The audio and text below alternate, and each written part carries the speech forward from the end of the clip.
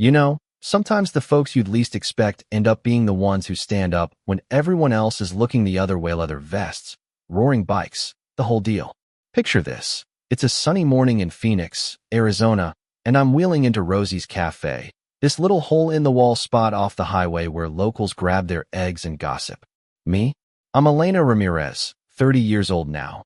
Used to be a field surgeon in the Army, lost both legs to an IED in Iraq 5 years back. And yeah, it's been a hell of a road since, fighting those invisible battles that nobody sees, the ones that wake you up at night sweating through the sheets. That day, I was pushing myself to get out alone for the first time in months. Therapist said baby steps, right? So I roll up to the counter, order my black coffee and scrambled eggs, find a quiet booth in the corner where I can just breathe and watch the world go by without it staring back too hard. But peace doesn't last long.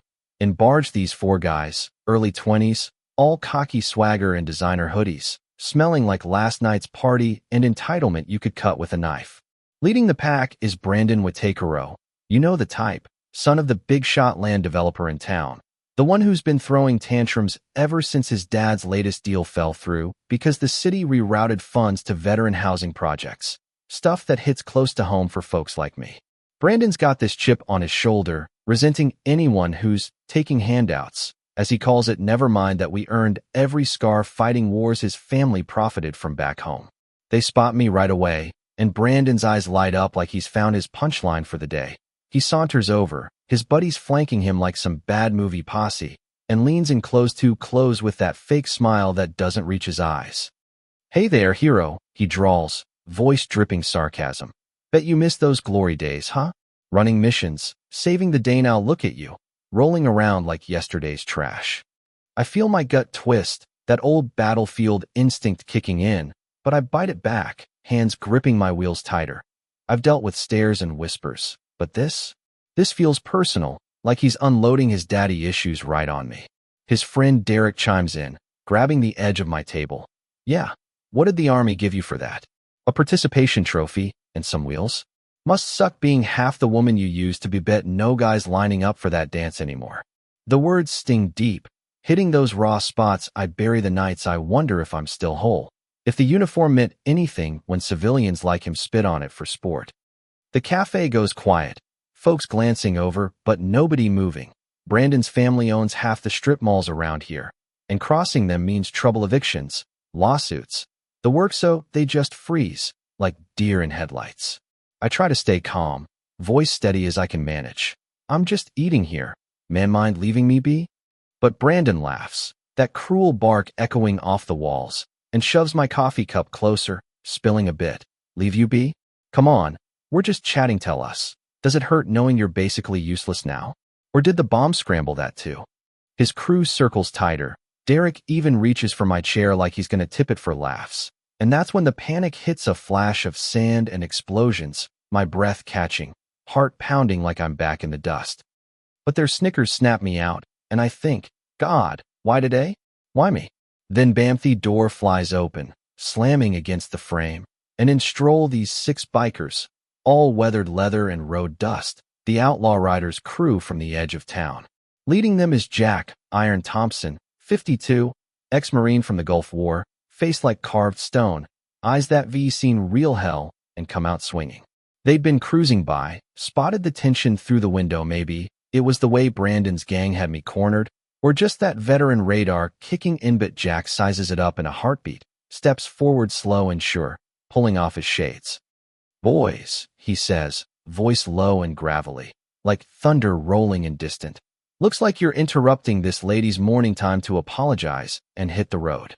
Brandon wheels around, puffing up. "Who the hell are you, Grandpa? This ain't your circus. Me old man runs this town. Touch us, and you're done." Jack just smiles, that quiet, dangerous kind, and his crew fans out, not aggressive, but you feel the shift, like the air's charged.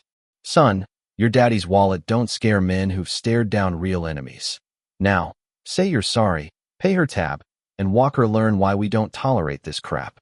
The standoff hangs there, thick as smoke, Brandon's face flushing red, his buddies edging back as the reality sinks in. These aren't pushovers. They're the real deal, bound by a code that says protect the vulnerable, especially vets. I watch from my booth, heart still racing, but something easing inside. Like finally someone's got my back without pity or strings. Brandon stammers, "You can't threaten us, I'll sue." But Jack leans in, calm as ever. "Threaten? Nah, just educating, tell her you're sorry.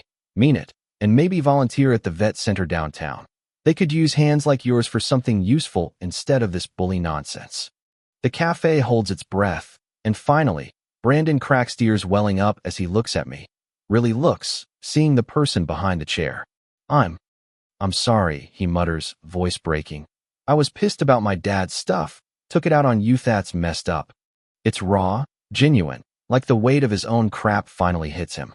From there, things turn. Brandon shows up at the vet meetings, awkward at first, hauling chairs, listening to stories that humble him deep. Turns out his resentment stemmed from watching his dad lose bids to community projects, feeling like heroes were stealing his future, but hearing our truths? It flips the script. Months later, he's coordinating rides for folks, using his connections to fund better ramps and therapy session shell. Even his old crew tags along sometimes. Shame turning to purpose. Me? I found a network in Jack's riders, calls when the dark days hit. Reminders that strength ain't about legs, it's about heart. And Rosie's? It's buzzing now, a real hub where people step up instead of standing by. But here's the thing that sticks with me: is it right? That biker intervention skirting the edge of intimidation? Or should we have waited for cops who might have brushed it off? Makes you wonder about justice in small towns, where power plays hide behind money and fear. What do you think? Have you seen bullies get their comeuppance like this? Or is there a better way?